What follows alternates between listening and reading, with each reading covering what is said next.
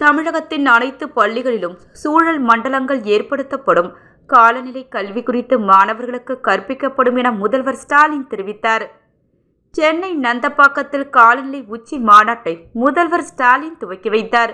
இந்த மாநாடு சுற்றுச்சூழல் காலநிலை மாற்றத்துறை சார்பில் 2 நாட்களுக்கு நடைபெறுகிறது.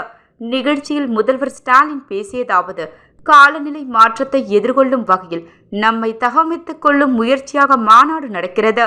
வயநாடு நிலச்சரிவு, திருவண்ணாமலை மண்சரிவுக்கும் காலநிலை மாற்றத்தையே காரணமாக சொல்ல வேண்டும். காலநிலை மாற்றத்தை மக்களுக்கு புரிந்து கொள்ள வேண்டும். தமிழகத்தில் அனைத்து பள்ளிகளிலும் சூழல் மன்றங்கள் ஏற்படுத்தப்படுகிறது. உலக நாடுகள் பல்வேறு இயற்கை பேரிடர்களை சந்தித்து வருகின்றன. காலநிலை மாற்றத்தை கல்வி மூலம் மாணவர்களுக்கு கற்பிக்க அரசு திட்டமிட்டுள்ளது. அரசு அலுவலர்களுக்கும் பயிற்சி வழங்கப்படும். காலநிலைக்கு என கொள்கை விரைவில் அறிவிக்கப்படும். மாணவர்கள் மூலம் அனைத்து தரப்பு மக்களிடம் கொண்டு சேர்க்க நடவடிக்கை எடுக்கப்படும்.